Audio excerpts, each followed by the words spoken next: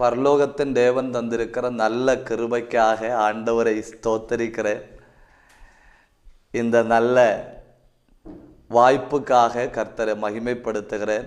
மார்ட்டினை அவர்களுக்காக இன்னும் மஸ்கட்டிலிருந்தும் பல நாடுகளின் பல பகுதியிலேயும் இருந்து கர்த்தர் தந்திருக்கிற இந்த வாய்ப்பை பயன்படுத்துகிற உங்கள் எல்லாருக்காக கர்த்தரை ஸ்தோத்தரிக்கிறேன். உங்கள் எல்லாரையும் ஆண்டவர் ஆசீர்வதிப்பாராக, நடத்துவாராக. இந்த ராத்திரி இந்த வேதாகம படிப்பிலையும் கர்த்தர் உங்களோடு பேசுவாராக என்று நான் ஜெபிக்கிறேன்.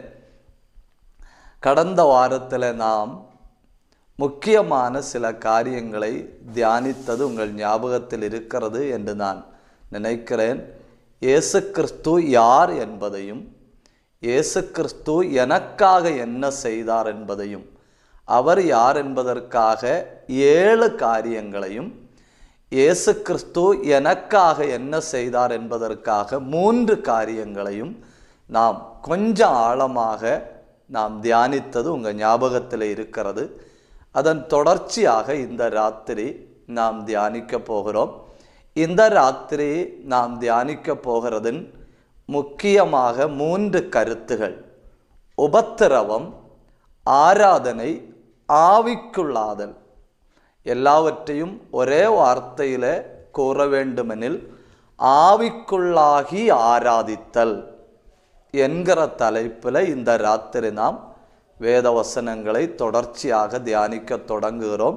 ஜெபத்தோட கவனிக்கும்படி நான் உங்களை கேட்டுக்கொள்ளுகிறேன். வெளிப்படுத்தின விசேஷம் 1ஆம் அதிகாரம் அதனுடைய 7வது வசனத்தை வாசிக்கிற பொழுது, இதோ மேகங்கள் மேல் வருகிறார், கண்கள் யாவும் அவரை காணும், அவரை குத்தினவர்களும் அவரை காண்பார்கள் என்று ஒரு வசனத்தை நாம் பார்க்க முடிகிறது. அவரை குத்தினவர்கள் காண்பது இரகசிய வருகையில் அல்ல, கண்கள் யாவும் அவரை காண்பதும் இரகசிய வருகையில் அல்ல. ஆக அந்த வருகை, அந்த 7வது வசனத்தை நாம் பின்னாடி அந்த இரகசிய வருகை தாண்டின பின்புள்ள காரியங்களை படிக்கிற பொழுது அந்த வசனத்தையும் கூட நாம் சேர்த்து படிப்போம். வெளிப்படுத்தல் 1ஆம் அதிகாரம் 8வது வசனத்தில் மறுபடியும் இயேசு கிறிஸ்து யார் என்று தான் கூறப்படுகிறது.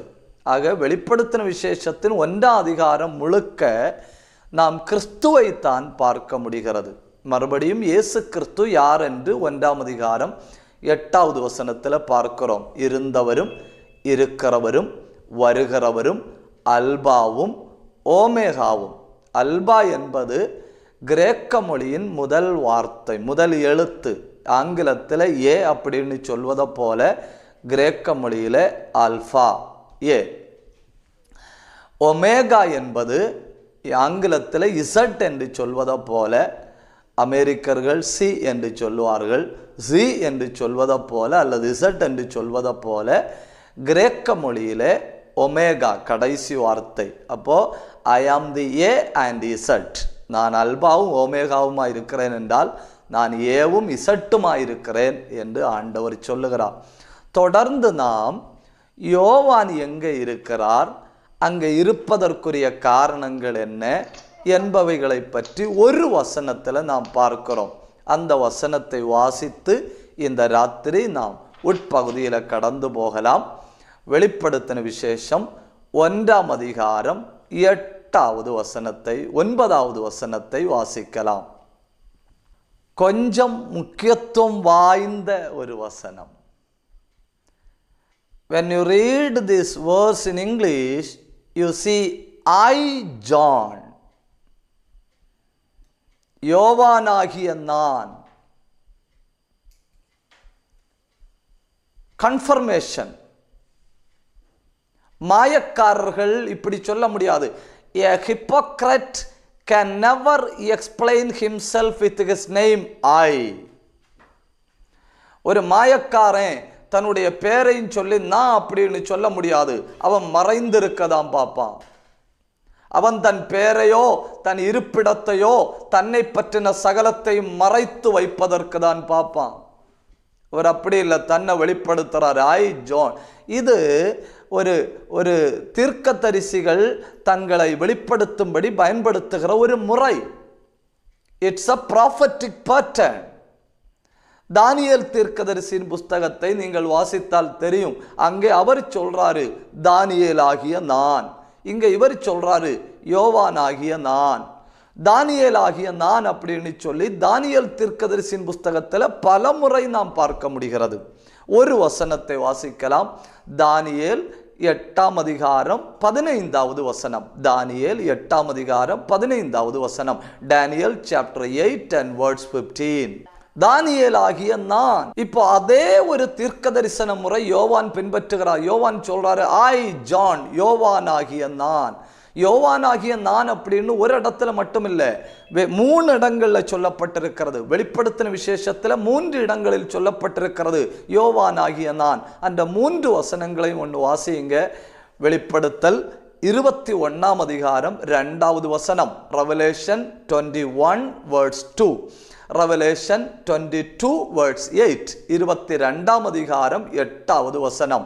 21ஆம் அதிகாரம் 2வது வசனம், 22ஆம் அதிகாரம் 8வது வசனம் வாசிக்கலாம். யோவான் ஆகிய நான், 22ஆம் அதிகாரம் 8வது வசனம். 22 verse 8. யோவான் ஆகிய நான்.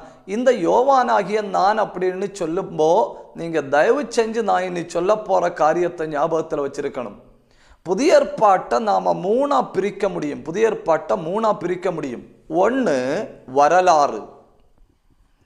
இந்த மத்தேயு, மார்க்கு, லூக்கா, யோவான், அப்போஸ்தல நடபடிகள், இந்த 5ம் வரலாறு.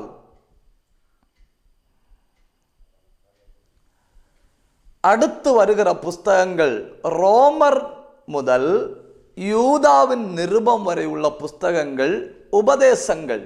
21 புஸ்தகங்கள் உபதேசங்கள். 5 புஸ்தகங்கள் வரலாறு, ஹிஸ்டரி, மாற்ற முடியாது. வரலாறு, கட்டு கதைகள் அல்ல, நடந்தவைகள். ஆனா தொட்டு வருகிற 21 புஸ்தகங்கள் உபதேசங்கள். அடுத்து வருகிற ஒரு புஸ்தகம் தீர்க்க தரிசனம், வெளிப்படுத்தல்.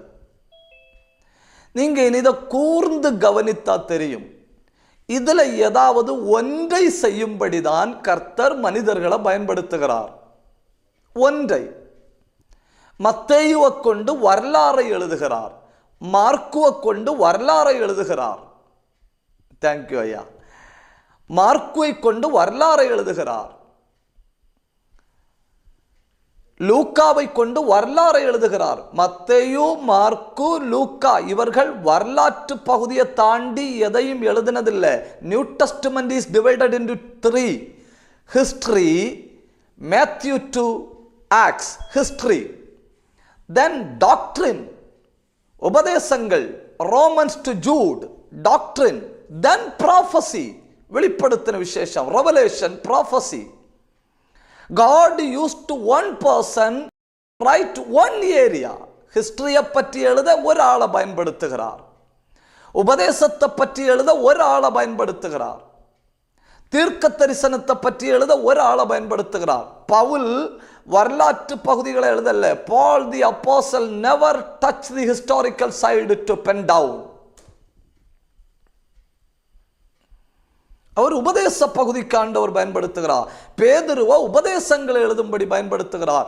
God uses Peter to write the doctrinal side. யாக்கோபு உபதேசங்கள், யூதா உபதேசங்கள். அப்படி புதிய ஏற்பாட்டில் உபதேசங்களை எழுதும்படி ஆண்டவர் பயன்படுத்துகிறவர்களை வரலாறு எழுதும்படி பயன்படுத்தவில்லை. வரலாறு எழுத பயன்படுத்தினவர்களை உபதேசம் எழுதும்படி பயன்படுத்தவில்லை. ஆனா யோவானை பாருங்க. Just you look John the apostle, அவரை பாருங்க நீங்க. வரலாறு எழுதும்படி பயன்படுத்தி இருக்கிறார். காஸ்பல் அக்கார்டிங் டு ஜான், யோவான் எழுதின சுவிசேஷம். வரலாறு எழுத பயன்படுத்தி இருக்கிறார். உபதேசங்களை எழுத பயன்படுத்தி இருக்கிறார். 1 யோவான், 2 யோவான், 3 யோவான், ஜான் 1, 2 and 3. தீர்க்க தரிசனத்தை எழுதும்படி பயன்படுத்தி இருக்கிறார். வெளிப்படுத்தின விசேஷம் புதிய ஏற்பாட்டுள்ள ஒரே புஸ்தகம். ஆக ஒரே மனிதனை வரலாறையும் உபதேசங்களையும் தீர்க்க தரிசனங்களை எழுதும்படி ஆண்டவர் பயன்படுத்தினது யோவானை மட்டும். John. He is the only person in the New Testament history whom God used to write history, doctrine and prophecy. அவர் இப்போ எங்க இருக்கிறேன்னு சொல்லல, எங்க இருந்தேன் அப்படின்னு சொல்றாரு. என்ன சொல்றாரு? I was in Patmos. அந்த வார்த்தை நீங்க ஞாபகம் வச்சுக்கிடணும். நான் பத்மோவில் இருந்தேன் அப்படின்னா இப்போ நான் பத்மோவில் இல்லை.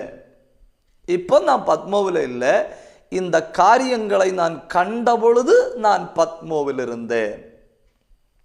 கொஞ்சம் ஆழமாய் நாம் தியானிக்க போகிறோம். BC 4 யோவான் அப்போஸ்தலன் பிறந்தது. தயவு செய்து ஞாபகம் வைத்துக் கொள்ளுங்கள். BC 4. ஐயா, ஒரு வார்த்தை ஜான் த பேப்டிஸ்ட்னு வருதுன்னு நினைக்கிறேன். John the அப்பாசில். BC 4 யோவான் பிறந்தது. AD 86 யோவான் நாடு கடத்தப்பட்டது. BC 4 பிறந்த மனுஷன் AD 86 நாடு கடத்தப்படுகிறார். கொஞ்சம் கவனிங்க. நீங்க 2 வகையான நாடு கடத்தல்கள் உண்டு. 2 வகை. ஒன்று, இந்த வார்த்தை நீங்க அப்படியே எழுதி வைக்கணும். ஒன்று ரெலிகேட்டியோ, இன்னொன்று டிபோர்டாட்டியோ. இப்போ நாடு கடத்தலுக்கு 2 வகைகள் உண்டு. ஒன்று ரெலிகேட்டியோ என்கிற வகை நாடு கடத்தல். அதை முதல்ல நான் சொல்றேன். ரெலிகேட்டியோ வகை நாடு கடத்தல் அப்படின்னா a mild way of excommunication, a mild way, a simple method of excommunication. அதில் குடியுரிமை பறிக்கப்படாது, சொத்து பறிக்கப்படாது. அது ஒரு வகை நாடு கடத்தல். ஆனால் ஈஸியான வகை. அதில் சொத்து பறிக்கப்படாது, குடியுரிமை பறிக்கப்படாது. ரெலிகேட்டியோ. 2வது வகை நாடு கடத்தல் டிபோர்டாட்டியோ. அப்போ ஒரு வகை நாடு கடத்தல்ல சொத்து பறிக்கப்படாது, எதுவுமே இழப்பதில்லை.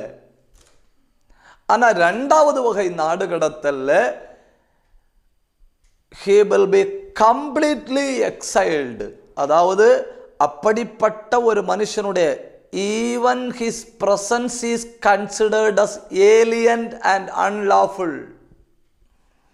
அப்படி ஒரு ஆளை பார்க்கறது ஏலியனை பார்க்கறத போல. அப்படி ஒரு ஆளை தேசத்தில் எங்க கண்டாலும் தேச துரோகம். அதாக்கும் டிபோர்டாட்டியோ. யோவான் நாடு கடத்தப்பட்டது இந்த 2வது வகை. 2வது வகையில the person, the victim will lose everything. நாடு கடத்தப்படுகிற மனுஷன் எல்லாம் இழந்து போவார். யோவான் நாடு கடத்தப்பட்ட 2வது வகை. நாடு கடத்தப்பட்ட காலம் AD 86. நாடு கடத்தின அரசனுடைய பெயர் டொமிஷியன். உங்களுக்கு தெரியும், தீத்துராயன் அப்படின்னு நீங்க கேள்விப்பட்டிருப்பீங்க. டைட்டஸ் சீசர் எருசலேமை இடித்து போட்ட, எருசலேம் தேவாலயத்தை இடித்து போட்ட தீத்துராயனின் பின்பு ஆளுகைக்கு வந்தவன் டொமிஷியன். அந்த டொமிஷியனுடைய ஆளுகையிலேயாக்கும் யோவான் அப்போஸ்தலன் நாடு கடத்தப்பட்டது. இவர் பத்மோவில் இருந்தது 11 ஆண்டுகள். AD 86 முதல் AD 90, 11 ஆண்டுகள். For 11 years he was in exile. For 11 years, AD 86 through 96. 11 ஆண்டுகள் நாடு கடத்தப்பட்டு பத்மோ தீவில் இருக்கிறார் யோவான் அப்போஸ்தலன். அப்போ 2வது வகை நாடு கடத்தல் டிபோர்டாட்டிவ் என்கிற வகை. நாடு கடத்தப்பட்ட காலம் AD 86. நாடு கடத்தின அரசனுடைய பெயர் டொமிஷியன். இந்த டொமிஷியனுடைய காலத்தில் இவர் நாடு கடத்தப்பட்டு போய் இருக்கிற இடம் பத்மோ தீவு. ஈஜியன் கடலுக்குள்ள இருக்கிற ஒரு தீவு பத்மோ தீவு. ஈஜியன் கடலுக்குள்ள இருக்கிற, சின்ன ஆசியாவில் உள்ள ஈஜியன் கடலுக்குள்ள இருக்கிற ஒரு தீவு பத்மோ தீவு. 10 மைல் நீளமும் 6 மைல் வீதியுமுடைய ஒரு தீவாக்கும் இந்த பத்மோ தீவு. 10 மைல்ஸ் லாங், 6 மைல் வைடு. அவ்வளவு விஸ்தாரமான ஒரு தீவுக்குள்ளே இவர் நாடு கடத்தப்படுகிறார். எபேசுவிலிருந்து, அதாவது எபேசுவிலே சபை நடத்தி கொண்டிருக்கிற காலத்தில் இவர் நாடு கடத்தப்படுகிறார். எபேசுவிலிருந்து 101 கிலோமீட்டருக்கு அந்த பக்கத்தில் இருக்கிறது ஈஜியன் கடலுக்குள்ள உள்ள இந்த தீவு. தான் ஊழியம் செய்து கொண்டிருந்த இடத்திலிருந்து 101 மைலுக்கு அந்த பக்கத்தில் இப்பொழுது இவர் காணப்படுகிறார். அவ்வளவு தூரத்தில் காணப்படுகிற மனுஷன் தன்னுடைய வேதனைக்கான காரணங்களை கூறுகிறார். என்ன தாழ்மையோடு சொல்லுகிறார்னு பாருங்க. அந்த வார்த்தை வசனத்தை பாருங்க. வெளிப்படுத்தல் 1:9, உங்கள் சகோதரன்.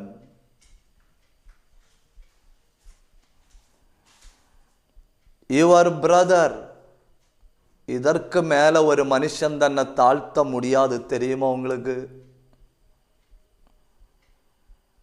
கொஞ்ச காலம் கிருபையில வந்து கிருபையில பலப்பட்ட பின்பு நாம் நம்முடைய பேருக்கு வலது பக்கத்திலையும் இடது பக்கத்திலையும் கீழையும் மேலேயும் கூட்டிக் கொள்வோம். We extend our name left, right, up, top and down.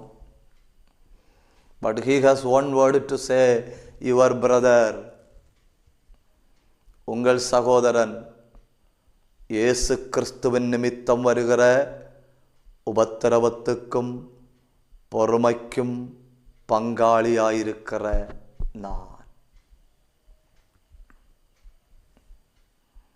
இப்போ ஆவிக்குரிய தேவ பிள்ளைகள் ஆவிக்குரிய வாழ்க்கையில வளர வளர, the more he grows is the more he humbles down. உண்மையிலே ஆவிக்குரிய தேவப்பிள்ளை எவ்வளவு உயர்ந்து கொண்டிருக்கிறானோ அவ்வளவு தன்னை தாழ்த்தி கொண்டிருக்கிறான். என்ன பயங்கர பாடம் இல்லையா? அது என்ன பயங்கர பாடம்!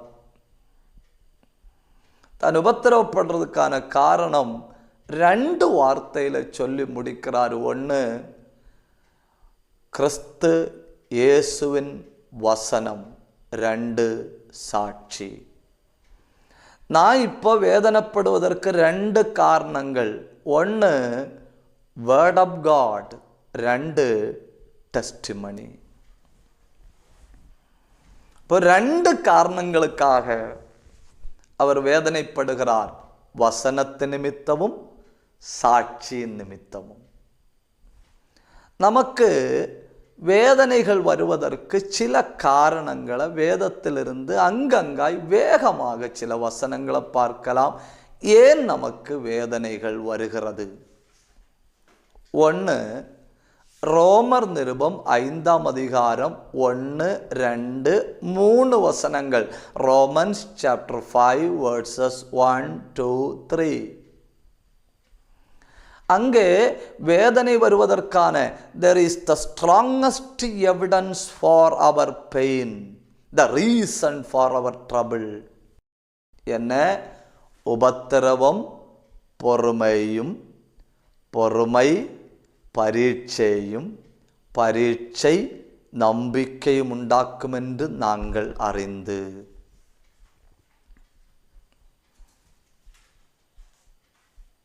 வாசிங்க ரோமர் 5:3.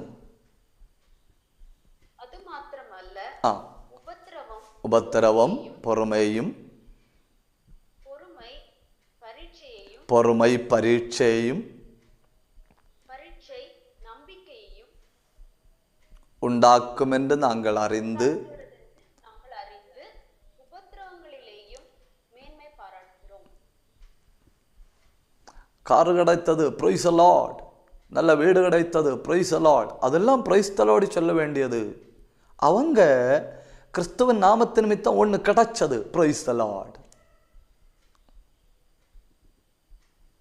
அந்த வித்தியாசத்தை பாருங்க. நமக்கு உலக பிரகாரமான ஏதாவது கிடைக்கும்போ நாம தேவனுக்கு மகிமை செலுத்துகிறோம். அவர்கள் கிறிஸ்துவின் நாமத்து நிமித்தம் ஒன்னோ ரெண்டோ கிடைக்கும்போ they praise God. It's a day and night difference. நாம மேன்மை பாராட்டுவதற்கும் அவர்கள் மேன்மை பாராட்டுவதற்கும் ராப்பகல் வித்தியாசம் உண்டு. We just praise for what we get. They just praise God for the trouble they receive. இப்போ இதனால நாம் உபத்திரவப்படுறோம். எதற்காக? அந்த நம்பிக்கைக்கு போகும்படி உபத்திரவத்தின் வழியாக நாம் பயணப்பட வேண்டியுள்ளது. ஒன்று. ரெண்டாவது, நாம் ஏன் உபத்திரவப்படுகிறோம்? வாசிக்கலாம். 2 தீமோத்தேயு 2ஆம் அதிகாரம் 10, 11, 12 வசனங்கள். 2 Timothy chapter 2 verse number 10, 11, 12. ஏன் நாம உபத்திரவப்பட வேண்டி வருது?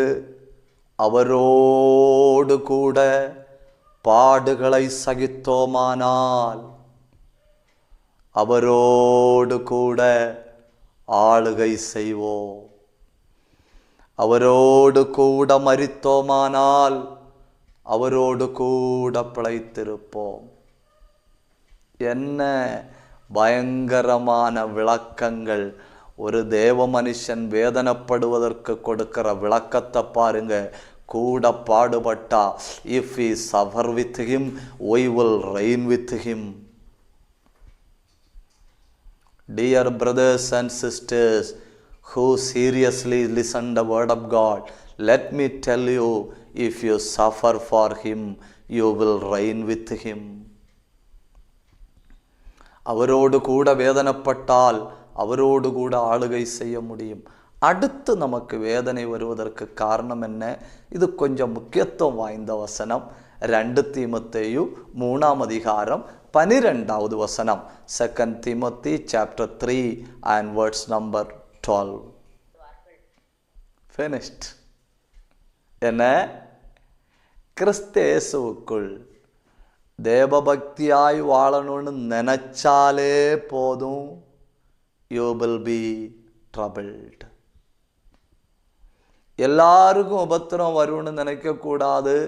கிறிஸ்தேசுவுக்குள் பக்தியா வாழணும்னு நினைச்சீங்கன்னா வேதனைகள் வரும். என்னைக்காவது நினைச்சு பார்த்துருக்கீங்களா? ஏன் நம்மளை பரிகாசம் பண்றாங்க? நாம் செய்கிறதெல்லாம் ஆவிக்குரிய நல்ல காரியங்களை செய்கிறோம். நம்மளை போல தேசத்திற்காக ஜபிக்கிறவர்கள் இல்லை. நம்மளை போல தேசத்தின் வறுமை மாறும்படி ஜபிக்கிற கூட்டம் வேற இல்லை. நம்ம போல தேசத்தின் தலைவர்களுக்காக ஜபிக்கிறவர்கள் வேற இல்லை. பட்டினி கிடந்து சாப்பிடாம தேசத்தின் தலைவர்களுக்காக ஜபிக்கிற நற்காரியங்களை செய்கிற நாம ஏன் வேதனைப்படுறோம்?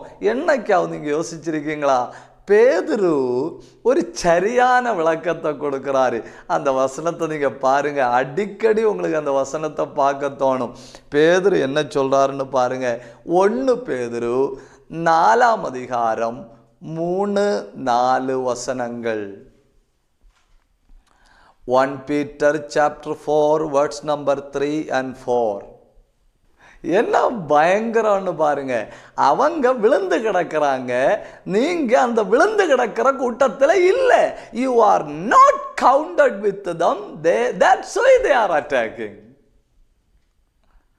Short and sweet explanation for trouble.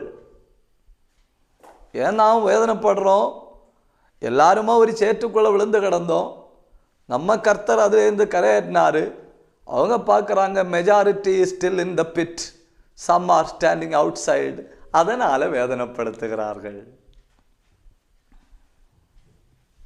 கிட்டத்தட்ட உங்களுக்கு புரிந்தது அப்படின்னு நான் நினைக்கிறேன்.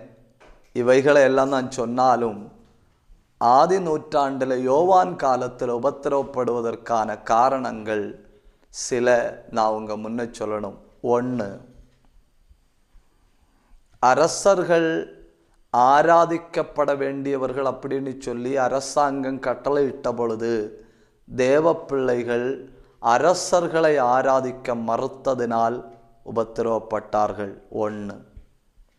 This is the first reason when the government ordered Caesar is to be worshipped. When the people of God, they were refusing to worship king as God, they were persecuted.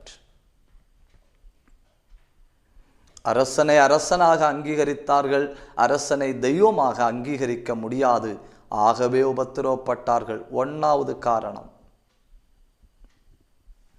2வது காரணம், அந்த காலத்தில் அரசர்கள் பெரிய பெரிய என்டர்டெய்னிங் விழாக்களை ஏற்பாடு பண்ணுவார்கள். அதில் ஒன்றும் தேவ பிள்ளைகள் இல்லை. அவங்க வைக்கிற என்டர்டெயின்மெண்ட் ப்ரோக்ராம்ஸில் ஒன்றும் தேவ பிள்ளைகள் இல்லை. இந்த காரணத்தினால் உபத்திரவப்பட்டார்கள். 3,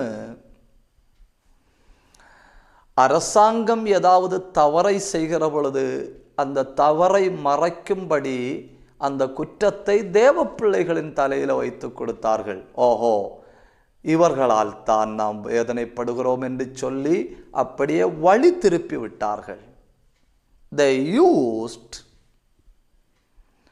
to blame their mistakes on Christians. அதனால் அவர்கள் உபத்திரவப்பட்டார்கள். அடுத்தது கொஞ்சம் கூட முக்கியமானது, தி moral ஸ்டாண்டர்ட். ரொம்ப முக்கியம். தண்ணி அடிக்காத, சிகரெட்டு பிடிக்காத, பாவம் செய்யாத, உலகத்தான் நடக்கிறத போல நடக்காதுன்னு சொல்லி ஹை moral ஸ்டாண்டர்டு, உயர்ந்த ஒழுக்க நெறி, இதன் நிமித்தம் உபத்திரவப்பட்டார்கள். இப்போ இவைகள் ஆதி காலத்தில் உபத்திரவம் வருவதற்கு முக்கியமான காரணங்கள். இப்போ ஆதி காலத்தின் உபத்திரவத்தினாலே எபேசு பட்டணத்தில் போதகராயிருந்த யோவான் பத்மு என்கிற தீவில் சுவிசேஷத்து நிமித்தம், இயேசு கிறிஸ்துவ நிமித்தம், வசனத்து நிமித்தம், சாட்சி நிமித்தம் அந்த பத்மோவில் இருக்கிறார். பத்மோவில் இருக்கிற பொழுது தயவு செஞ்சு சில காரியங்களை நீங்கள் ஞாபகம் வைக்கணும். BC 4 பிறந்த மனிதன் AD 86 எத்தனை வயதுன்னு உங்களால் கண்டுபிடிக்க முடிகிறது. பத்மோத்தீவு 1, இனி தயவு செய்து நோட் பண்ணிக்கிடுங்க. 1, இது பாறைகளும் குகைகளும் நிறைந்த பகுதி. கரடுமுரடான ragging caves. It was a place full of raggings and caves. 2,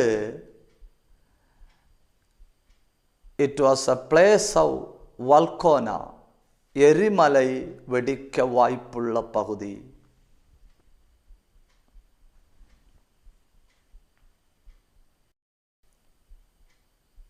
இனி உள்ளது, நான் ஒரு மலையாள புஸ்தகத்தில் வாசித்ததை அப்படியே சொல்லுகிறேன். அரசாங்கம் கொடிய மிருகங்களை அங்கே வளர்த்தினதாம், நாடு கடத்தப்படுகிறவர்களை கொல்லும்படி. அரசாங்கத்தால் வளர்க்கப்பட்ட கொடிய மிருகங்கள் பத்மோத்தீவில் உண்டு அப்படின்னு நான் ஒரு மலையாள புஸ்தகத்தில் வாசித்தேன். அப்போ கொடிய மிருகங்களை வளர்த்துகிறாள் எதற்காக? யாரையாவது நாடு கடத்தினால் அவர்களை கொல்லும்படி. அப்படி டெரிபிள் அனிமல்ஸ், கொடிய மிருகங்கள் உள்ள பகுதி.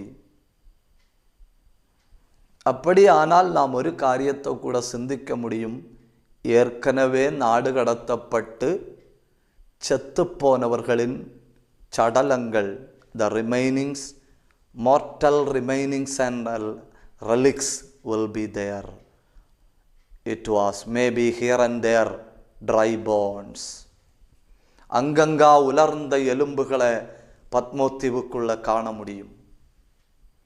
அப்படிப்பட்ட இடத்துல நாடு கடத்தப்பட்டிருக்கிற யோவான். உங்களுக்கு தெரியுமா, தயவு செஞ்சு இந்த கவனிங்க, இந்த உலகத்தில் மிகப்பெரிய கொடுமை எதுன்னு கேட்டால், இந்த உலகத்தில் மிகப்பெரிய கொடுமை தனிமை. Loneliness is the greatest weapon. தயவு செஞ்சு நீங்கள் எழுதி வைக்கணும். 2 வித தனிமைகள் உண்டு. ஒன்று loneliness in body, சரீரத்தில் தனிமை.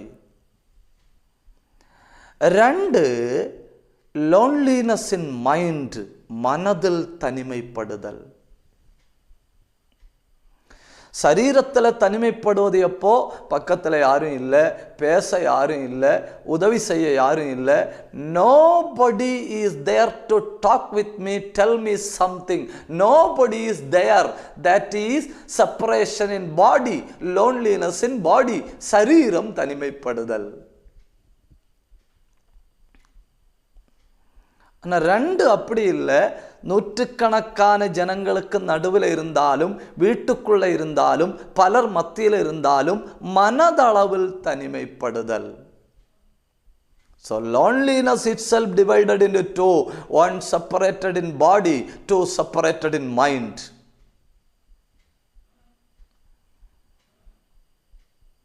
இது 2மே கொடியது. மனதளவில் தனிமைப்படுதல் கொடியது. ஃபீலிங் அப்படின்னு சொல்லுவாங்க. Feeling, I feel that I ஆம் அலோன். நான் உணர்றேன், நான் தனிமையாக இருக்கிறத உணர்கிறேன்.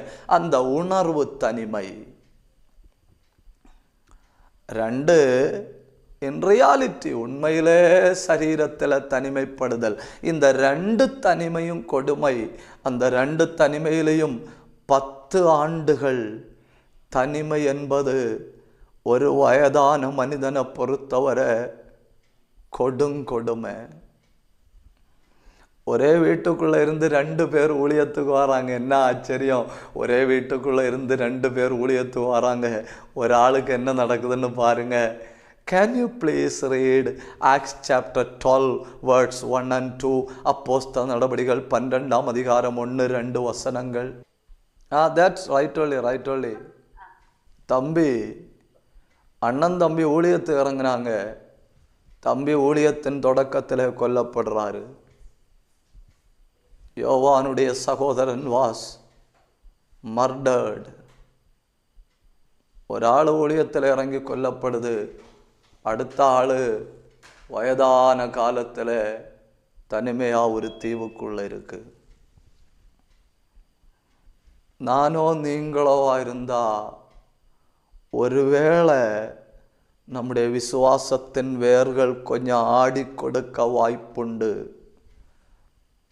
ஆண்டவர் என் தம்பிக்கான உள்ள ஜபத்தை கேட்கலையே, என் வீட்டில் நாங்கள் அவனை உயிரோட வைக்கும்படி ஜெபம் பண்ண ஜபத்தை கேட்கலையே, கர்த்தர் ஏன் என் சகோதரனை சாவுக்கு ஒப்பு கொடுத்தார்? பதில் சொல்ல முடியாத ஒரு கேள்வி. A question you get answer from nowhere. ஏன் அவனுக்காக பண்ணின விண்ணப்பங்கள் ஏன் ஆண்டவர் கேட்கல? என் வீட்டுக்குள்ள ஏன் ஆண்டவர் இதை அனுமதித்தார்? கர்த்தரோடு கூட நடந்தவர்கள் அல்லவா நாங்கள். Why it happens in the family of our own? எங்க வீட்டுக்குள்ள ஏன் இப்படி நடந்தது அப்படின்னு ஒரு கணம் கூட யோவான் யோசிக்கல. Even a spot of thinking has not passed through his mind.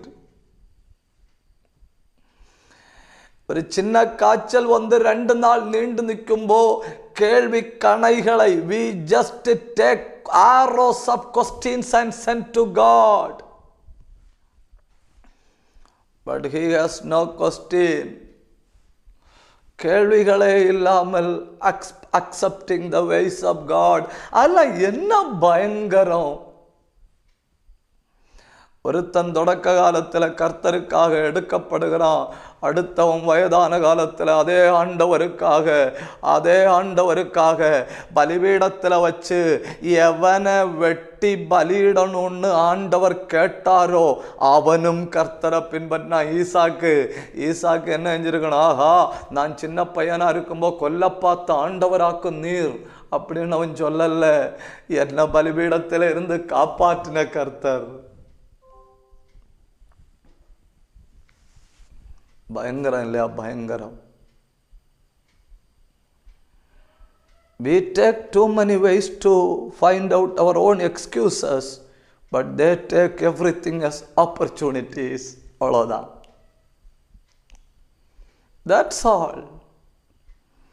இப்போ தனிமையில் பத்மாவில் இருக்கிறான். இனி கொஞ்சம் கவனிக்கணும் நீங்கள். ஆராதனையும் ஆவிக்குள்ளாதலும். அங்கே பத்மாவில் இருக்கும்போ தனிமையாக இருக்கிற மனுஷனை ஆறுதல் படுத்தணும். ஆறுதல் படுத்த என்ன செய்யணும்? யாராவது ஒரு ஆள் பேசணும். somebody must talk to him.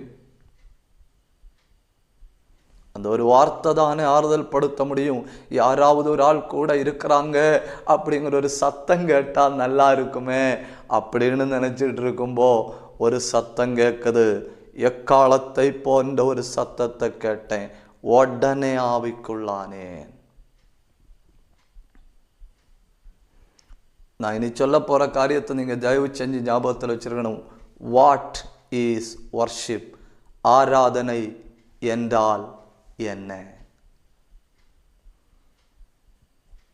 Number 1, ஆராதனை அப்படின்னு சொன்னாலே கிவிங்.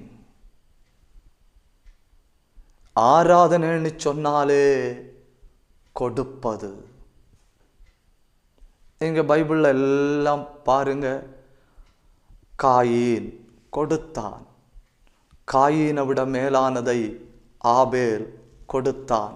இஸ்ரவேல் புத்திரர் தலையீட்டை கொடுத்தார்கள். எலிசா தீர்க்கதரிசி அந்த பெண்மணியை பார்த்து சொல்றாரு, நீ எனக்காக ஒரு அப்பத்தை. அந்த பெண்மணி லாஸ்ட் அப்பந்தான் என் கையில் இருக்குன்னு சொல்றா. உடனே அவர் சொல்றாரு, அத எலியா தீர்க்கதரிசி. இப்போ கிவிங். நம்பர் 1, கிவிங் பெஸ்ட். நோட் பண்ணி வைங்க. Giving best.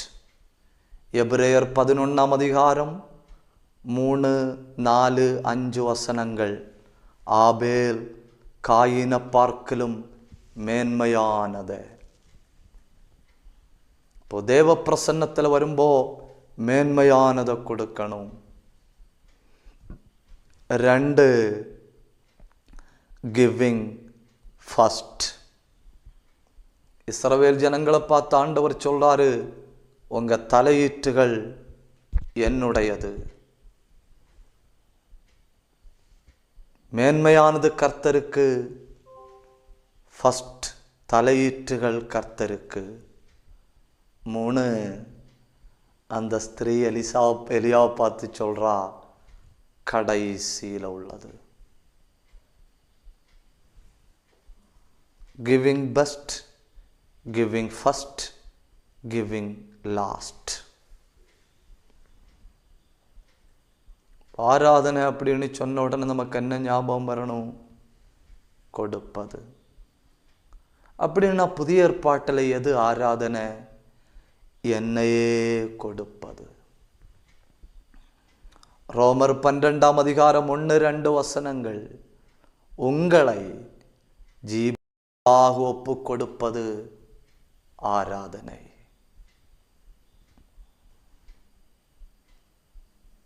2, ஆராதனை என்பது என்ன? ரிலேஷன்ஷிப். உறவு, தொடர்பு, பயங்கரமான தொடர்பு. Unbreakable relationship. தனிமையில் இருக்கேன், யாரும் பக்கத்தில் இல்லை. அப்போ ஒரு சத்தம் கேட்குது.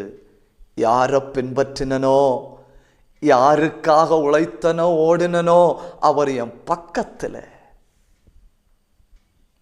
ரிலேஷன்ஷிப். ஆண்டவர் நம்மளை பார்த்து என்ன சொல்லி இருக்கிறாரு? என்னை கால் மீ ஃபாதர், என்னை அப்பான்னு கூப்பிடுங்க. அப்பான்னு கூப்பிடுங்கன்னு சொல்லும்போது நமக்கு ஒரு ஞாபகம் வரலாம்.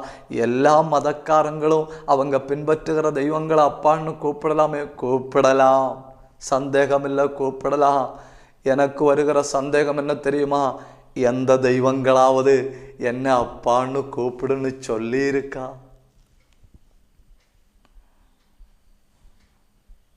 You take voluntarily by yourself, you go and call Father.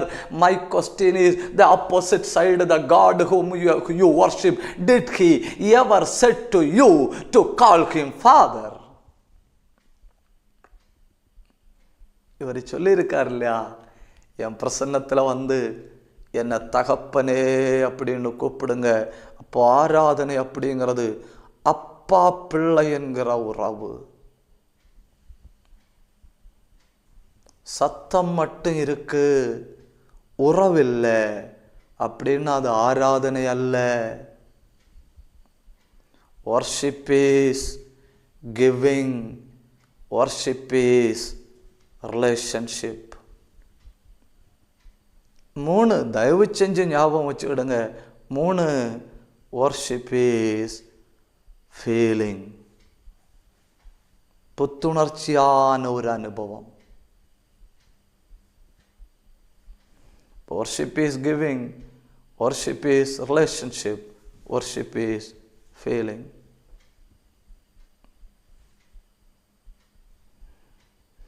ஒன்று நீங்கள் யோசிச்சு பாருங்க. நான் இப்போ தரையில் குனிஞ்சு ஒரு கல்லை எடுத்து 10 தடவை உயர்த்திட்டு 10 தடவை தாழ்த்தினாலும் ஐ ஃபீல், எனக்கு ஃபீல் வருது. அது ஒரு விதமான ஃபீலிங். நான் ஒரு 100 மீட்டர் ஓடினா எனக்கு ஒரு ஃபீல் வருது, அது ஒரு வகையான ஃபீலிங். நான் ஒரு மலையில் ஏறி, ரொம்ப கஷ்டப்பட்டு ஒரு மலையில் ஏறி, when I reach the top I feel. அப்போ ஒரு கல்லை உயர்த்தினாலும் ஃபீலிங் வருது, ஒரு மலையில் மேலே ஏறினாலும் ஃபீலிங் வருது, 100 மீட்டர் ஓடினாலும் ஃபீலிங் வருது. தெய்வ பிரசன்னத்தில் வந்திருந்து ஆராதிக்கும்போ ஒரு ஃபீல் வருது. நான் முன்னே சொன்னேன் இல்லையா, அந்த ஃபீலிங் அது பல இடங்களில் கிடைக்கிற ஒரு வகை. ஆனால் தேவ பிரசன்னத்தில் வரும்போது உண்டாகிற ஃபீலிங் இருக்கு இல்லையா, அது எல்லா புத்திக்கும் மேலான உணர்வு. அது அவர் என் பக்கத்தில் இருக்கிற அந்த உணர்வு, அவர் என்னோடு பேசுகிற அந்த உணர்வு, அவர் சத்தத்தை என் காதுகள் கேட்கிற அந்த உணர்வு.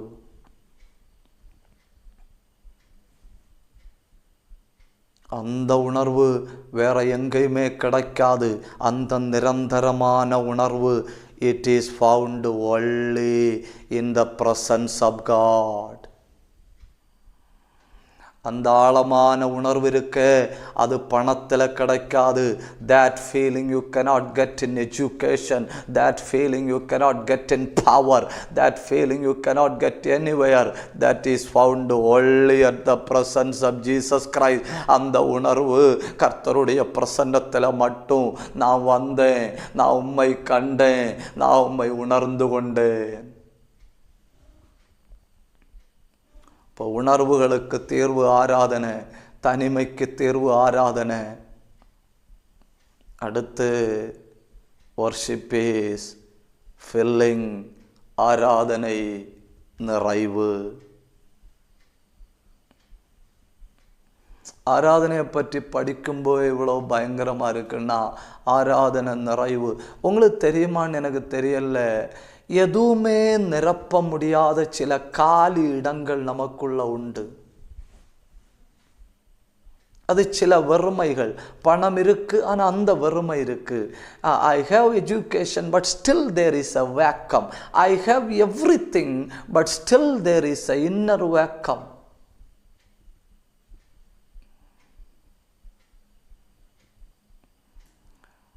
கம்யூனிஸ்ட் மேனிஃபெஸ்டோ எழுதின கார்ல் மார்க்ஸினுடைய 6 பிள்ளைகள், 2 பிள்ளைகள் சின்னதில் செத்து போனது, ஒரு பிள்ளை 8 வயசில் செத்து போனது, அடுத்து 3 பிள்ளைகள், அதில் ஒரு பெண் பிள்ளை. கர்த்தரை ஆராதிக்க போகுது. ஆட்கள் கேட்குறாங்க, ஏன்? அந்த பிள்ளை சொல்லிச்சு, டேடி அப்படின்னு கூப்பிட்டு ஆண்டவர் ஆராதிக்கும்போ ஐ ஆம் ஸோ எக்ஸைட்டட். எனக்கு அது பயங்கரமாக இருக்குது. அப்பான்னு கூப்பிட்டு என் எல்லா பகுதிகளும் நிரம்புகிறது. சகோதரர்களே, சகோதரிகளே, கர்த்தரை ஆராதிக்கிற ஆராதனையில் உங்கள் எல்லா வெற்றிடங்களும் நிரம்புகிறது. இந்த ராத்திரி இதை கேட்டுக்கொண்டிருக்கும்போ கண்ணை மூடி வாயை திறந்து 1-2 தடவை ஸ்தோத்திரம் சொல்ல முடியுமானா, எந்த மனுஷனும் தொட முடியாத, எந்த மனுஷனும் நெருங்க முடியாத, your most inner vacuums are being filled with the Holy Spirit.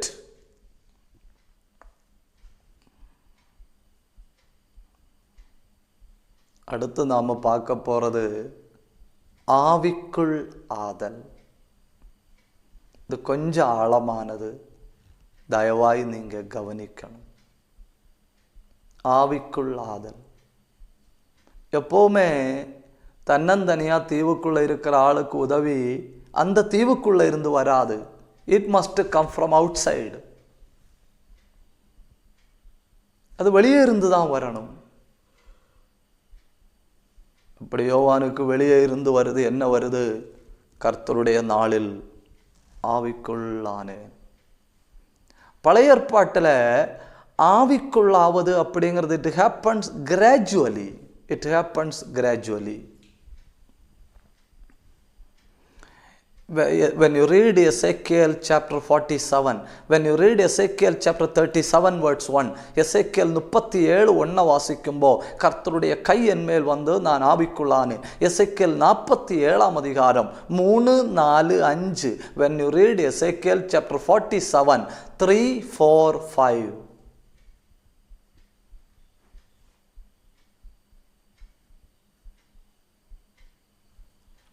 அவர் 1000 முழம் அளந்து என்னை கடக்க பண்ணினார்.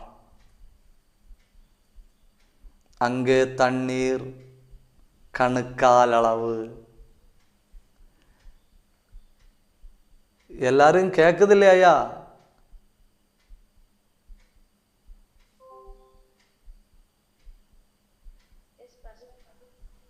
ஆயிரம் முழம் அளந்து என்னை கடக்க பண்ணினார் கணுக்கால். பின்னும் 1000 முழம் முழங்கால், பின்னும் 1000 முழம் இடுப்பளவு, பின்னும் 1000 முழம் நீந்த முடியாத அளவு. Gradually happens. பார்த்தீங்கன்னா தெரியும்.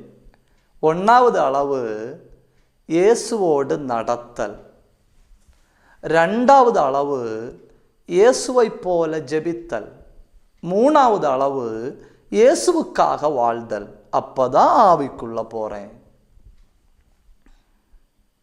கணுக்கால் நடத்தல், முழங்கால் ஜெபித்தல், இடுப்பளவு செயல்படுதல், கிரிப்பிள் லெவல், நீ லெவல், வெயிஸ்ட் லெவல் செயல்படுதல். இது 3 செய்தாதான் அந்த நீந்த முடியாத அளவுக்குள்ள போக முடியும். அப்படி ஒரு பக்தனை கொண்டு போறாரு. கிட்டத்தட்ட 4000 முழம் 2 கிலோமீட்டர் தூரம் தண்ணிக்குள்ள கொண்டு போறாரு. 2 கிலோமீட்டர் நடந்து போனப்போ தண்ணி என்னை எடுத்து கொண்டு போனது. இந்த நாம கீழே நின்று ஒரு 1000 அடி உயரம் உள்ள மலையை பார்த்த உடனே நமக்கு தெரியும் இதை தாண்ட முடியாது. அதே நேரத்தில் ஏரோப்ளைனில் இருந்து அதே மலையை பாருங்க, சின்னதாக இருக்கும். அதாக்கும் ஆவிக்குள்ளே இருந்துட்டு உங்கள் பிரச்சனைகளை நீங்கள் பார்க்கும்போ சின்னதாக இருக்கும். When you see your problems in spirit, your problems are so little tiny.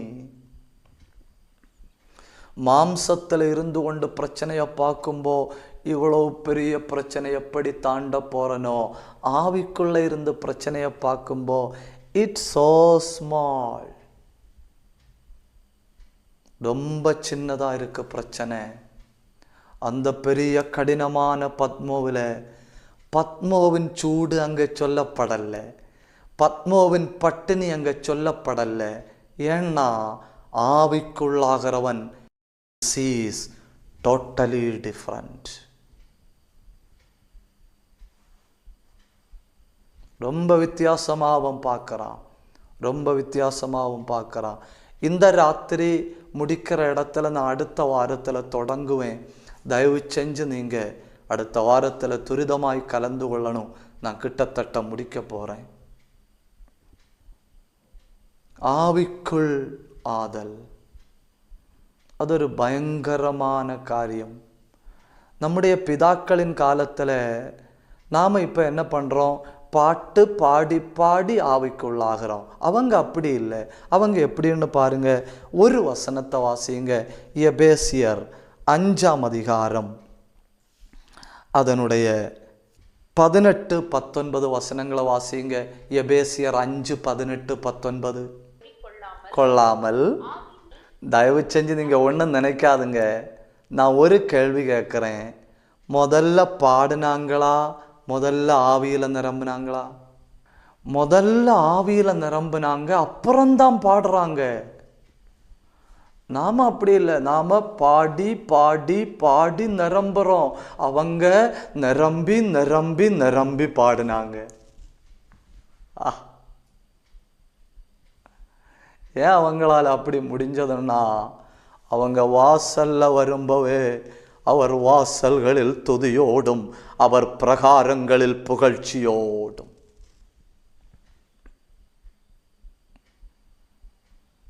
கண்ணை மூடி இருக்கிற இடத்துல இந்த ராத்திரி நான் நிறுத்தின இடத்துல இருந்து அடுத்த வாரத்தில் நான் தொடங்குவேன்.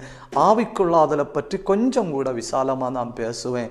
இந்த ராத்திரி இருக்கிற இடத்துல கண்ணை மூடி நாம் ஜெபிக்க போகிறோம். அதுக்கு முன்ன நான் ஒரு சம்பவத்தை சொல்கிறேன்.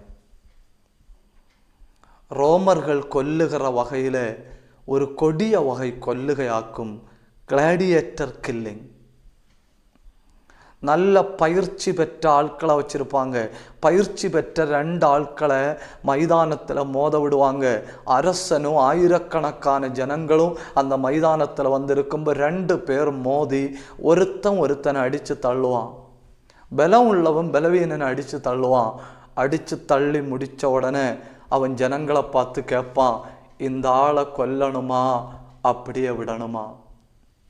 ஜனங்கள் கொல்லு அப்படின்னு சொன்னால் கொல்லுவான், இல்லை பாவம் பிழைச்சு போட்டுன்னு சொன்னால் விடுவான். இப்படி மிருகங்களை பயன்படுத்தினார்கள். மிருகங்களை விட்டு மனுஷனை மோத விட்டார்கள். பலமுள்ள மனுஷர்களை மோத விட்டார்கள்.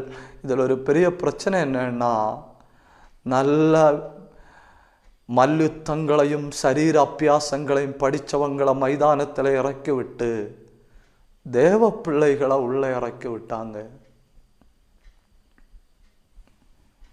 அதாக்கும் கிளாடியேட்டர் கில்லிங். பாவம் எதிர்த்து நிற்க வாய்ப்பில்லாத, எதிர்த்து நிற்க தைரியம் இல்லாத தேவ பிள்ளைகள் கண்ணை மூடி பரலோகத்தில் பிரவேசித்தார்கள். பூந்தோட்டத்தை போல இருதயத்தை உடைய, தயவு செஞ்சு இந்த மனுஷனை இந்த கூட்டம் முடிஞ்சு நீங்கள் தேடி பார்க்கணும். பூந்தோட்டத்தை போல இருதயம் உள்ள டெலிமேக்கஸ் என்கிற மனுஷனை பார்த்து ஆண்டவர் சொன்னார், நீ எழும்பி ரோமுக்கு போ. அவருடைய இருதயம் ரொம்ப பூ போன்றவர் சொல்லார், ஆண்டவரே ரொம்ப கடின இடம் இல்லையா? கர்த்தர் சொல்லார், நீ போ. இவர் போனார்.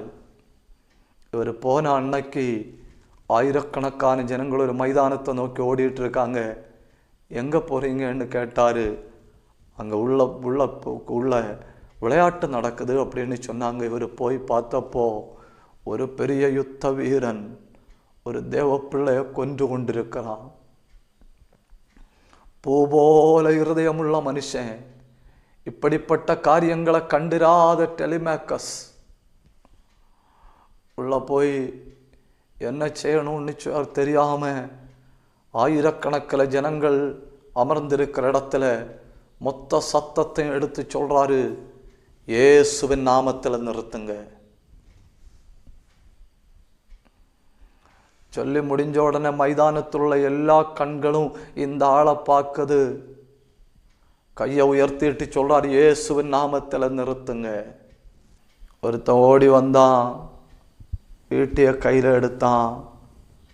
இந்த தேவ மனுஷனை டெலிமேக்கஸை குத்தினா ஒரே குத்தா. அப்படி சாய்ந்து போகிற நேரம் சொன்னாரு, இயேசுவின் நாமத்தில் நிறுத்துங்கள். அப்படி கீழே விழுந்தாரு. கீழே விழுந்த உடனே ஒரு அதிசயம் நடந்தது. இந்த மைதானத்தில் இருந்து 2-3 பேர் அங்கங்கா எழும்பினாங்க. எழும்பிட்டு இயேசுவின் நாமத்தில் நிறுத்துங்கள்னு சொன்னாங்க. கொஞ்சம் நேரம் ஆகல, மைதானத்தில் உள்ள எல்லாரும் எழும்பி மெதுவாக வெளியே போக தொடங்கினாங்க. சில நிமிஷத்தில் மைதானம் காலியானது. அதுதான் கிளாடியேட்டர் கில்லிங்கினுடைய கடைசி நாள். ஒரு தேவப்பிள்ளை வாயை திறந்து கிறிஸ்துவின் நாமத்தில் சொன்னப்போ அந்த பெரிய அரசனுடைய இருதயத்தில் கர்த்தருடைய கை இறங்கினது. இந்த ராத்திரி இதை கேட்டுக்கொண்டிருந்துக்கிற நீங்கள் கண்ணை மூடி உங்கள் சூழ்நிலையை பார்த்து பேசுங்க, உங்கள் நெருக்கடியை பார்த்து பேசுங்க. கிறிஸ்துவின் நாமத்தில் எல்லாரும் இருக்கிற இடத்துல கண்ணை மூடி ஒரு நிமிஷம் வாயை திறந்து, நல்ல தகப்பனே, நல்ல ராத்திரிக்காய் மை ஸ்தோத்தரிக்கிறோம். நாங்கள் அமர்ந்திருந்து உம்முடைய வசனங்களை தியானிக்க தொடங்கினது முதல் நீர் எங்களை தொட்டு இடைப்பட்டு கொண்டிருந்தபடியால் உமக்கு நன்றி. அத்தனை பேரோடு நீர் பேசி இருக்கிறீர், அத்தனை இருதயங்களை நீர் தொட்டிருக்கிறீர். வருகிற வாரத்தில் இன்னும் அநேகர் கடந்து வந்து ஆழ்ந்த சத்தியங்களை கற்றுக்கொள்ள என் ஆண்டவர் கிருபை செய்ய வேண்டும் என்று ஜெபிக்கிறோம். இதில் பங்கு கொள்ளுகிற எல்லாருடைய ஆவிக்குரிய வாழ்க்கையிலையும் ஒரு எழுப்புதல், ஒரு மாற்றம், ஒரு உணர்த்தப்படுதல் உண்டாக வேண்டும் என்று ஜெபிக்கிறோம். எங்களை தொடும். அடுத்த முறை நாங்கள் ஒருமித்து காண்கிறது வரை உம்முடைய கிருபை எங்களை சூழ்ந்து கொள்ளணும். தாழ்த்தி உம்முடைய நல்ல கரங்களில் தருகிறோம். ஜெபத்தை கேட்டபடியால் உமக்கு நன்றி செலுத்தி இயேசுவின் நாமத்தில் ஜெபிக்கிறோம் நல்ல பிதாவே, ஆமென். ஆமென்.